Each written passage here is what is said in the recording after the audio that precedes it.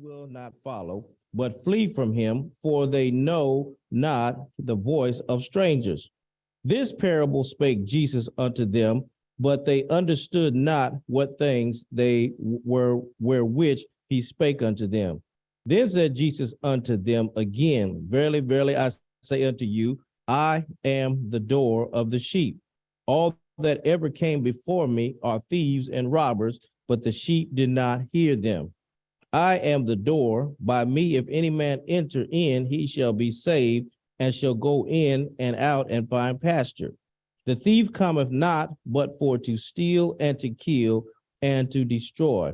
I am come that they might have life, and that they might have it more abundantly.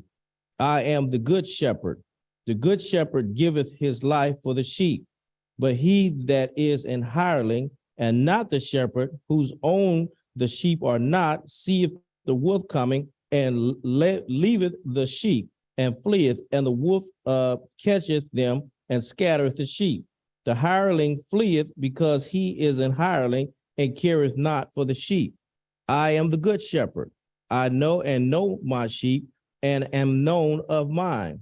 As the Father knoweth me, even so know I the Father, and I lay down my life for the sheep. And other sheep I have, which are not of this fold, them also I must bring, and they shall hear my voice, and there shall be one fold and one shepherd.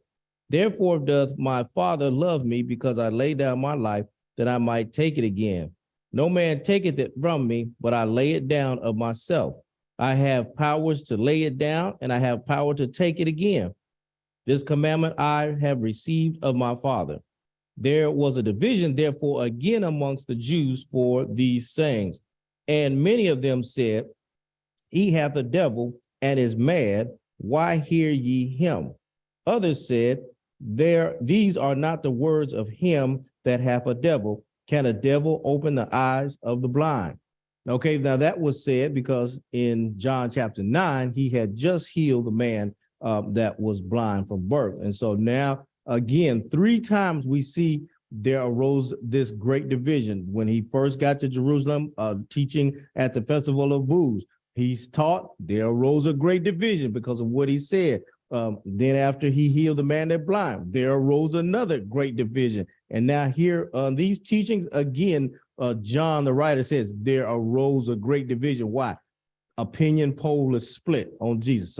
He had a devil. You know, others like, no, how can a man have a devil? We look at what he's done. He's healed the blind. A devil can't do these things. The devil, but those that are trying to discredit Jesus and trying to cast dispersion on him, like, well, he has a devil, something's wrong with him. But then others, so can somebody with the devil do these things? So there arose another great division. So 3 times we've seen this division because of what Christ has said.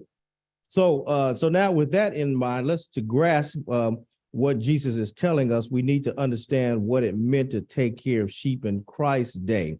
We can go back to examples. We understand from David's day what it meant to take care of sheep. What were some of the significant things from David's life that typify a shepherd? What were some of those feats that David did to take care of a shepherd?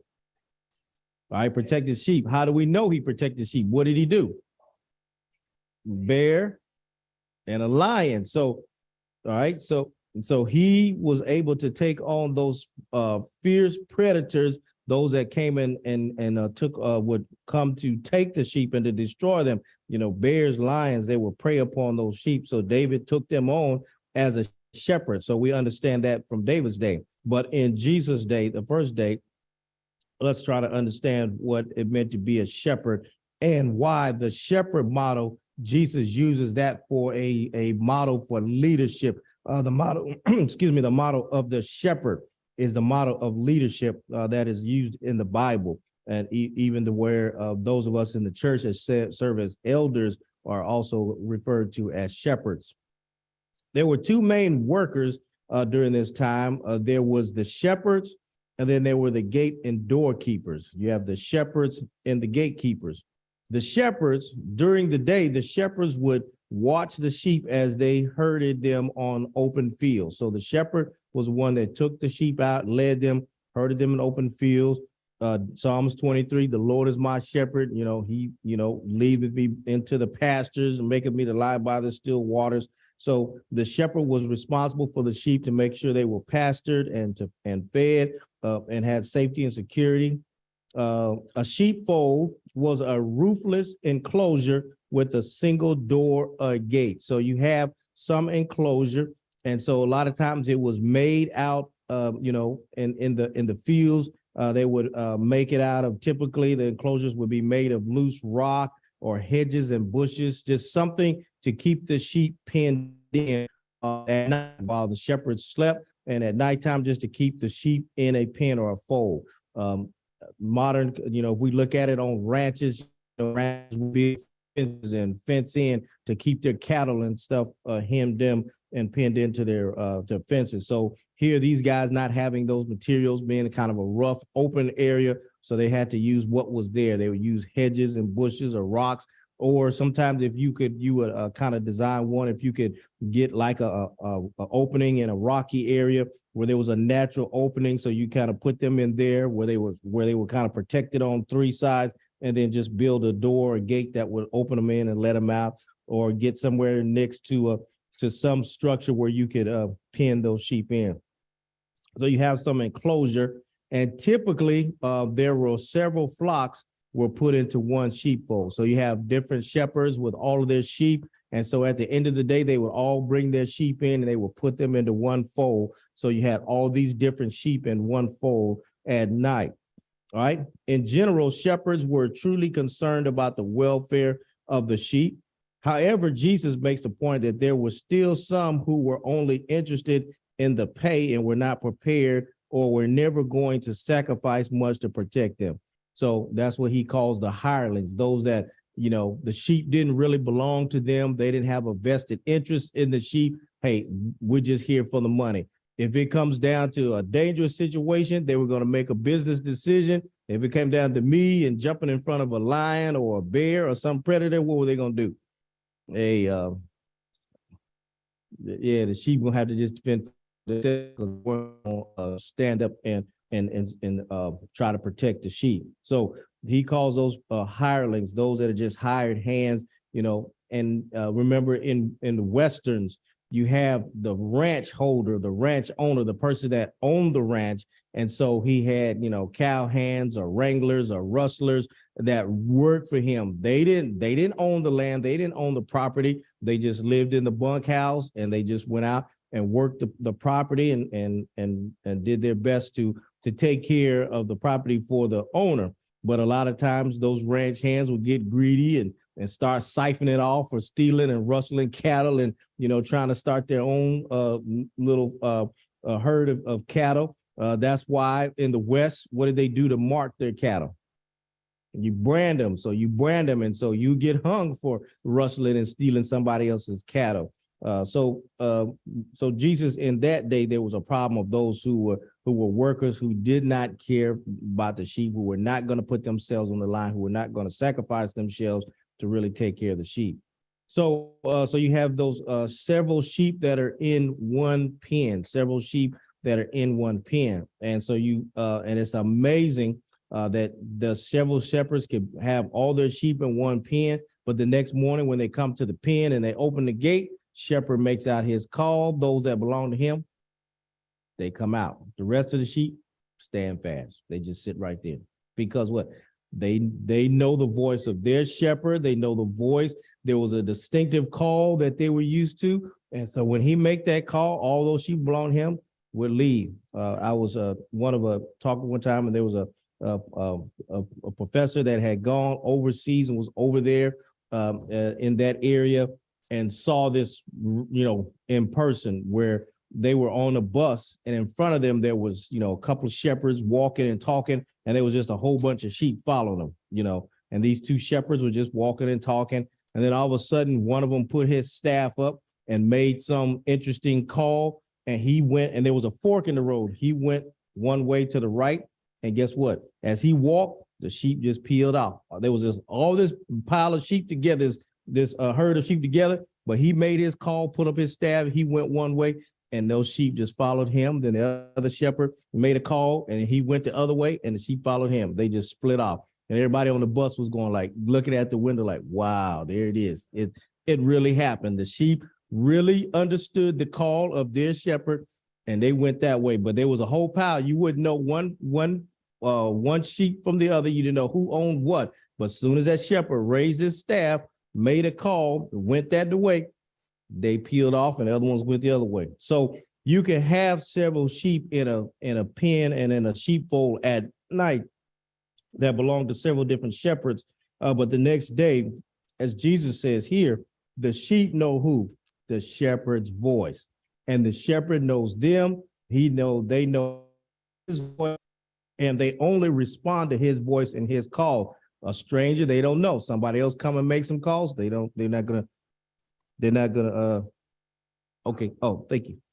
They won't respond to it. Just like with kids out in the street running around and playing, you got a whole bunch of kids out there playing. One mama come and stick her head out the door and make a call, and guess what? Do all the kids come? No, just her kids. Why? Because her kids know her voice and her distinctive pattern. So when she come out here and yell, then 3-4 kids come running, because those are her kids. Not all the kids turn and run. They know. In fact, the other kids don't even stop moving, because they ain't my mama. So they keep right on playing. They don't miss a beat. But all of a sudden, you see 2 or 3 kids just stop dead in their tracks and turn. Why? Because that's their mama. That's her voice. And the last thing, them kids, when they play it, the last thing you want is your mama to have to come down off her porch and come down there and get you. No, you don't want that.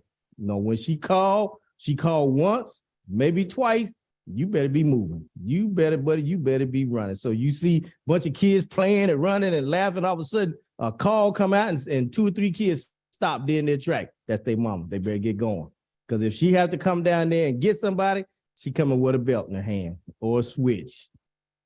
And then it's going to really be bad. So we understand that. We understand that with children. We understand that with the sheep, that you can have several sheep. You can have a bunch of kids all in the room. But when they parent come in and make a call, them kids know it's time to go. So those are the shepherds that would hurt. Now you have doorkeeper, another important person. This person who watched the gate of the sheepfold. He would guard the gate and make sure no one could come in and come out. So they would have a gate, a place where they would open up, allow the sheep to come in at night and sheep in the day. And so that person was in charge of watching the gate, watching and make sure that nobody came in, watching for predators and anything like that. So that the evening the shepherds could go and get something to eat and get some sleep. So you had a doorkeeper at the gate. All right. And so the activities that would take place, the gatekeeper would open the door. The shepherds would call out. The sheep about the shepherd whose voice they knew. So that in the morning, and the Bible says, the shepherds would count their sheep in, and they would count them out. Count them in, count them out. So he know how many he's supposed to have. We know this is true by what? What other parable lets us know the shepherd counted all the sheep when they went in and counted them out? What other?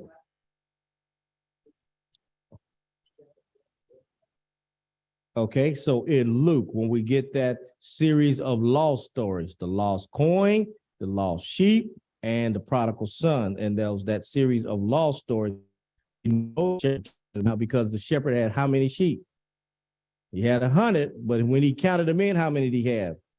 99. So he was missing one. And so now the impact of that story is depending on if you were a true shepherd or a hireling. If you was a hireling, you just a hired hand. Hey, 99 of 100, look, I'm ahead of the averages. I'm doing well. I need some coffee window. I need some soup and some bread. I'm finna go kick back. That one that's lost, we'll find him in the morning. Either he'll be dead or we'll find him out there. And so I'm going on in, kick my shoes off, relax. Is that what the true shepherd do? True shepherd makes sure that those 99 are in and safe. And then what does he do? goes out. And so now it's dark, it's nighttime. He's going out there. He don't know what he gonna find, but he's willing to go out there. You know, although he had 99, you got the majority of them. Most of us would say, that's good, man. You got the majority of them. That one, hey, you're gonna lose one here, there. Okay, you're gonna lose one. No, not with, because that parable is giving us a illustration of what? The love of the Father, the love of Christ, how much he loves us, that just one, even though we have the majority in safety, but just for one, what would the shepherd do? What would our Father do? What would the Lord do just for that one who is lost and who is out there? He would put all the ones safe, but risk himself to go out there and find that one that was lost and bring him back. And so that whole series of stories, we'll get to that. And Luke just tells us how much and how significant one of us is. The woman who swept her whole house for one coin. The whole house, swept the whole house for one coin. I was just like, okay, I'll find it one day. It'll turn up. You know, some of us have lost some items, and it's like, it's not that, it ain't worth it. I'll find it one day. It'll turn up. No, this lady said, no, I got to have that coin. Swept the whole house, cleaned everything just to find what? That one coin. And when she found it, she celebrated. She was glad. And now, maybe the story of the widow's mite, maybe that's all she had. You know, if you don't have much money and you lose $1, you go crazy. Tear up. Hey, I had $5. I got $4 now. I'm missing that one. I need it. And you $1 could mean you getting a burger or not getting a burger. So that $1, when your economy, for us, you make money, you miss $1, you like, okay, it's $1. $1 go up under your seat under the car. I get it. If you own one of them economic skills where you in college and stuff is really tight, guess what? That dollar is very important. That dollar is very significant. You lose one, guess what you doing? You tearing up the house. You going through all your clothes. Maybe you left it in one of your pants pockets. You checking the laundry, to see, hey, did I wash it? Because that dollar means something, because I don't have much money to play with. I can't afford to lose anything. And so that's how important each of the sheep were. We can't afford to lose any of the sheep. We need them all. And so that's what Jesus illustrates. So we have the shepherd, we have the doorkeeper, we have those activities. The sheep would come in, be put into the pasture, be put into the fold, and then they would come in the morning. The shepherds would come, call their sheep. They would go out, pasture them, and feed them, walk them, feed them, get them water during the day, and then bring them back in at night. And they knew their shepherd's voice. So this cycle of herding the sheep in the fields would begin again. So each day, going out, coming in. So now, we understand that. So now we look at Jesus is the door. Jesus says he's the door. Chapter 10, verse 7 through 10. Then said Jesus unto them again, verily, verily, I say unto you, I am the door of the sheep. All that ever came before me are thieves and robbers, but the sheep did not hear them. I am the door, and by me, if any man enter in, he shall be saved, and he shall go in and out and find pasture. The thief cometh not but for to steal and to kill and to destroy. I am come that they might have life, and that they might have it more abundantly. And so we talk about Jesus saying he's the door. Let me back up a little bit. John says in verse 6, this parable spake Jesus unto him. This is really, in the most technical sense, is not a parable, because a parable usually expresses one truth. A parable is usually there to teach one truth. And this particular text teaches several truths. So it's not really a parable. It is really an allegory, which is an elongated simile, in an assembly, we're doing what? We're making comparisons. We're comparing this to that. And so in assembly, so this is an allegory. We see Paul uses allegory like in Ephesians chapter 4, when he's talking about Sarah and Haggai and Ishmael and Isaac. That's an allegory.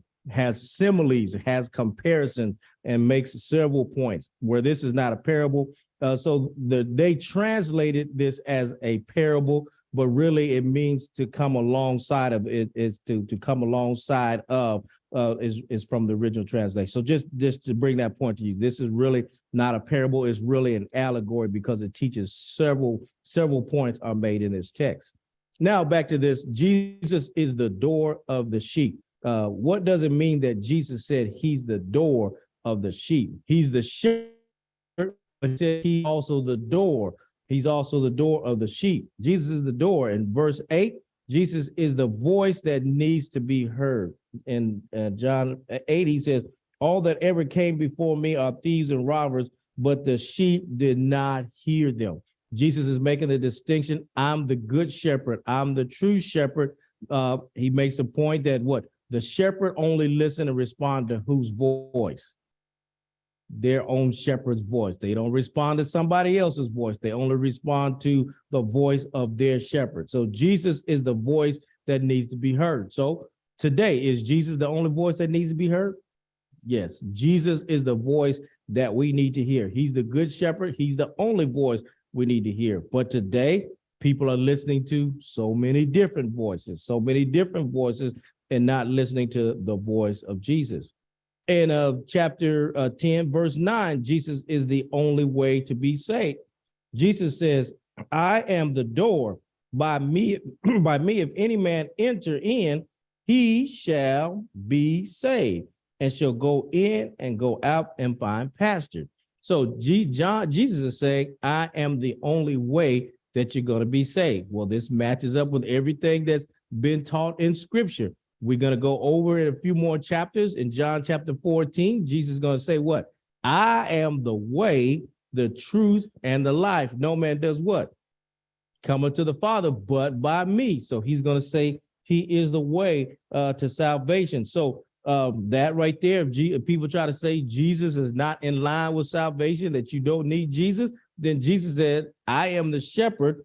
People were going to come in by me, and he shall be saved. If any man enter in, he shall be saved. He's making a comparison. He's making a simile. He said, okay, you understand this model of the sheep and the sheepfold and the gate that you have to go in. We go in at night and they're safe and they're in safety at night. So Jesus is saying in the same sense, any man's going to enter in, they got to come through what?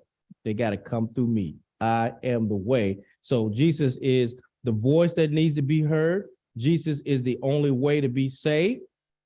John 9, he says, we will go in and go out and find pasture. Jesus is the only way to true safety and security is Jesus. The shepherd will come in the morning, take the sheep out, make sure they have pasture. That means to be fed and to be watered, and then make sure he walks them back into a place of safety at night. Jesus was the way to both of those. In John chapter 10:10, Jesus says, Jesus is the only way to abundant life. John 10 says, the thief cometh not, but for to steal and to kill and to destroy.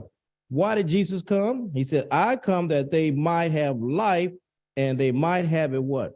More abundant. So that's where we look at the abundant life. Jesus promises that he came so that we can have life and we can have it more abundantly. Those who are not truly working for Jesus, those who not truly care about the sheep, the thief cometh not but to steal and to kill and to destroy. He's come that we might have life and we might have it more abundantly. We must stop trying to find salvation, comfort, peace, joy, etc. in the things of the world, because Jesus is the only way. You're not going to find salvation in your job. You're not going to find it in your money. You're not going to find it in your securities, all those other things. You're going to only find it what? In Jesus. He's the only way to what? Eternal life. He's the only way to abundant life. All those others, so that means all those other things in life, all those other pursuits, they're thieves. They rob. They're there to rob us. You know, there's some good pursuits in life. There's nothing wrong with them. There's not anything immoral with them, but they're thieves. They're thieves. They're there to rob and steal time. All these pursuits, clubs and organizations, they're great, but if you're going to be a part of them, you got to really control them. You got to really manage them, because if you, they'll take up all your time. They'll rob, they'll steal, they'll take up all your time, and they'll take up all your energy. And then guess what? You have less and less and less for the Lord. Because, and I mean, they're not in and of themselves, they're good and noble purposes. You could be doing, and a lot of people get caught up because they're out there doing all the community and doing all this. But what are they doing for their soul? What are they doing for the Lord? And they think, but see, the thing is, they think religiously that God is concerned about those things out there. God, what is it about?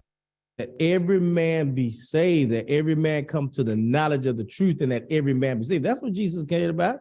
Jesus is not out here worried about Black Lives Matter, the election that happened last week. That's stuff that what affects us. That's stuff of the world. Jesus come to get us out of this world and take us to what? The next place with him.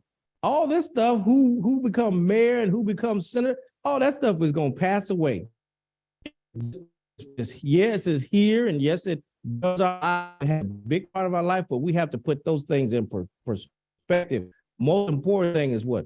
Jesus and the abundant life that he promises, and we can't let nothing get in the way of that. All these other, you can mildly participate, but you can't get so engrossed and caught up in all those things that you don't have time. You don't have time to pursue him and to know him and to follow him, and all those things. Them things will rob you and steal you. You all get in passion and you be down marching and be down making speeches and doing all these other things when you could be taking that time to do what? Teach somebody else about Christ. Teach somebody else, teach the lost. Go, just like you was found, there's some sheep out there that need to be found and need to be taught. So you don't have to go and read and do all these other things when men and women are dying without knowing God and knowing Christ and knowing how they need to be saved and how they need to wash themselves from their sins. We need to be out. Our time needs to be.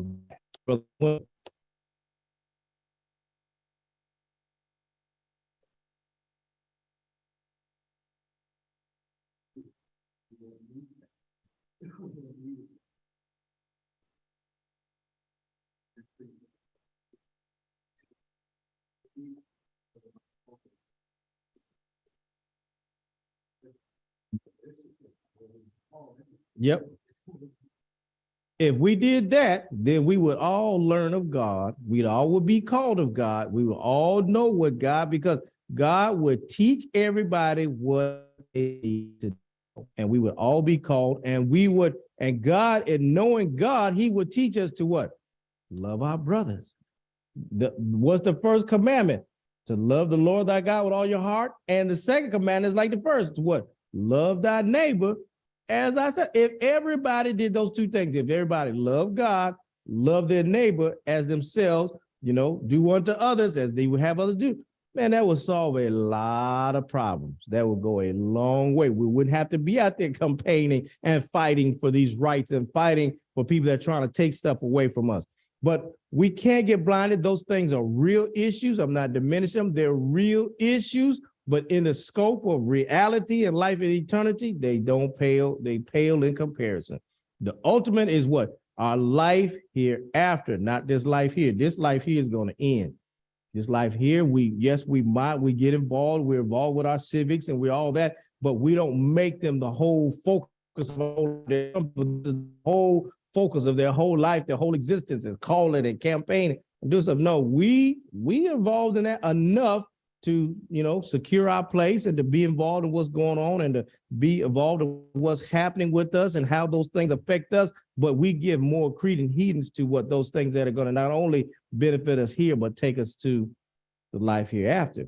After we're engraved, when you dead, who you voted for is of no consequences. Who you supported, all these efforts out there, they're going to die with you right here. And yes, and people will come up, and all the organizations you serve will come up and say nice things about you in your funeral. They'll come up and put flowers and they'll put stuff on there about from all the things you was associated with. But none of that stuff is going to be recognized at heaven's gate. The Lord's not going to look. Oh, you was Alpha Kappa Alpha? Oh, wow. Yeah, you was in this society. You was in that fraternity. You was in this organization. You did that. You campaigned for Black Lives Matter. Oh, man, yeah, come on in. Them things was not gonna matter when you get there. Yes.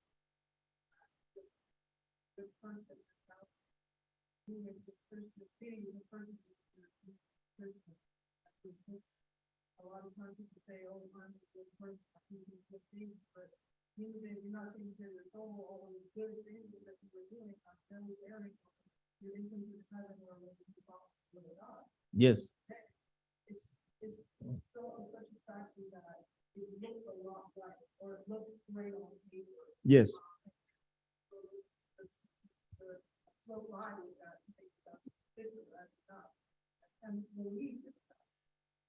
What happens is just like those of us, who've been in school and taking courses, that you can take stuff for credit or you can take stuff for not credit. You can just like, hey, look, I'm not here for credit. I want the information and knowledge. I just want to come in, sit in the class. I'll buy the book and I'll participate in the discussions. I might even write the papers, but I'm not trying to get credit.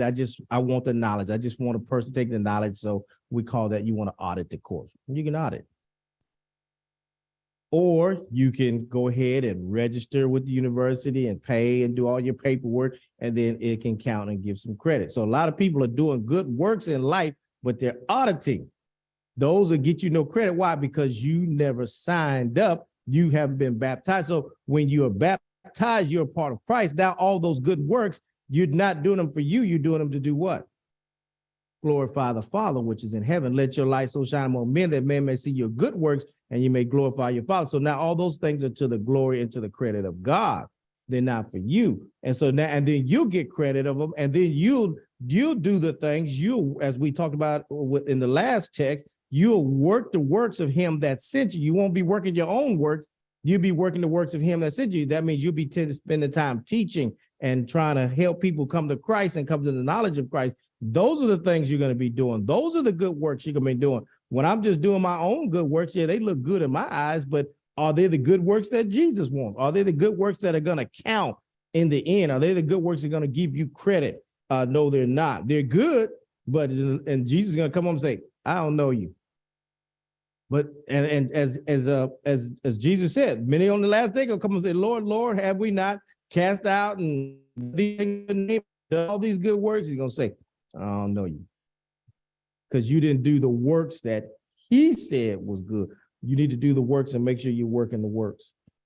All right, we're about running out of time here, but Jesus is the good shepherd. Jesus is the good shepherd. He knows his sheep by name, as we read. He cares for the sheep. When the wolf comes, just like he lay down his life and protect us from the wolves. We as elders of the congregation, that's our job, to protect the congregation from the wolves, people that will kind of come in and spread spiritless things and teach things that are not true. We're here to listen and be somebody and takes control of the church.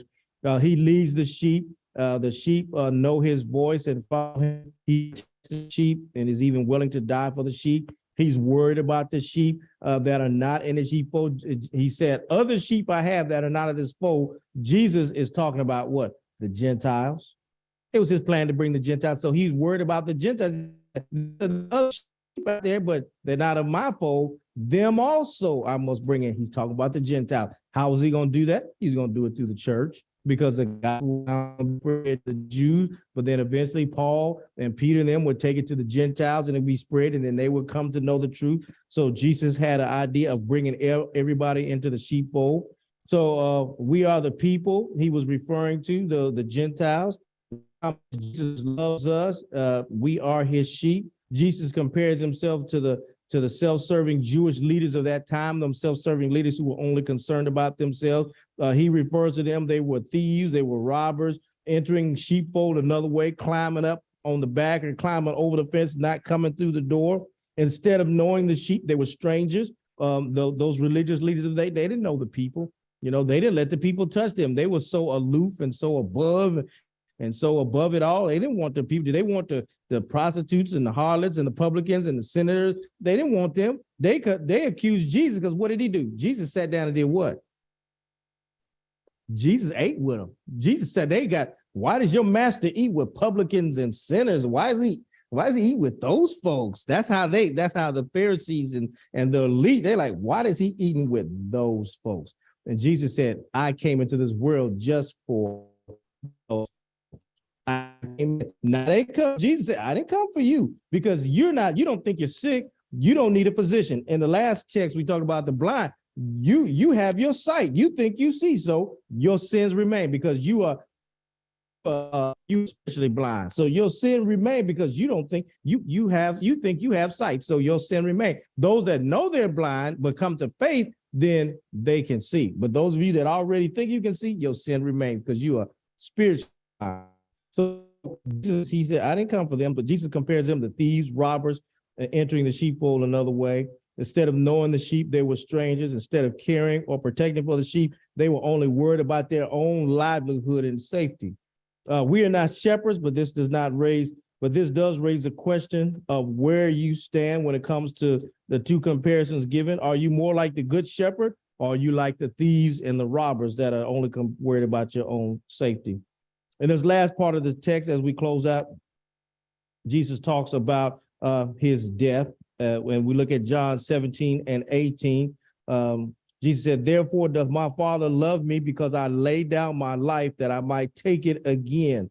No man taketh it from me, but I lay it down of myself. I have the power to lay it down, and I have the power to take it again. This commandment I received from my Father. So he's already telling us. So did the Jews kill him? His death is voluntary. He laid it down.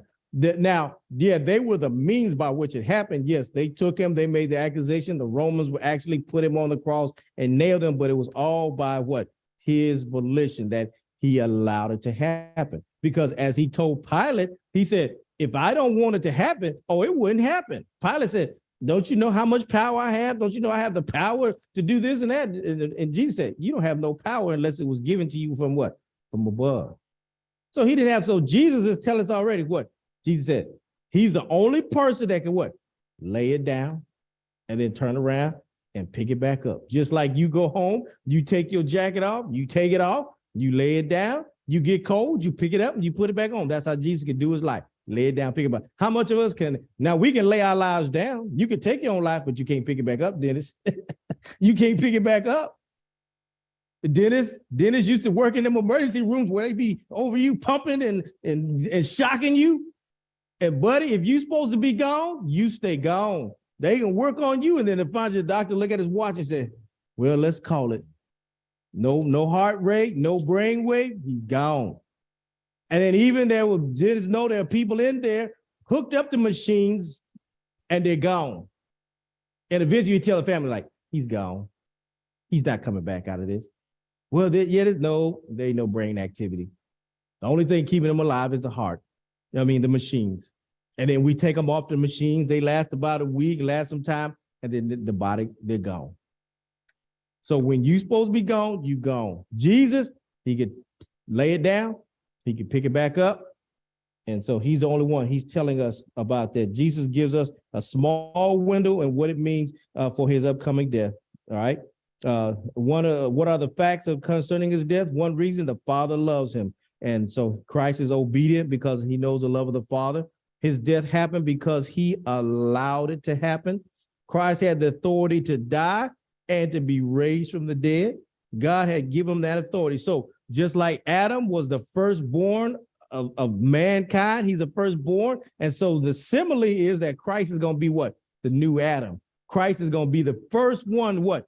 Firstborn from the dead. First one to go and come back and be born from there. Now, Lazarus, he raised Lazarus from what? The power that God gave him to raise him. But this is different. Lazarus died from whatever natural causes, and then he had to be raised back up. But Jesus laid his life down and then purposely picked it back up and came back. So that's different. He's the first one. So he's the new Adam, as Paul would tell us in Romans. Why did Jesus feel the need to explain this at this point? He had been reinforcing how, as the good shepherd, he was going to have to protect his sheep. He was going to die for them. And he wants us all to know that his death was not a result of bad misfortune, but it was all part of the plan. It was his plan from the very beginning, what? To lay his life down, pick it back up, and go to that cross, so that now after that, because he's conquered death, now we have a hope that we will conquer death one day too. That when our life ends, guess what? He's going to give it back to us on the other side in the new dimension. All right. Jesus as the good shepherd. Appreciate your attention this morning, and we'll take some time now and prepare ourselves for our morning worship.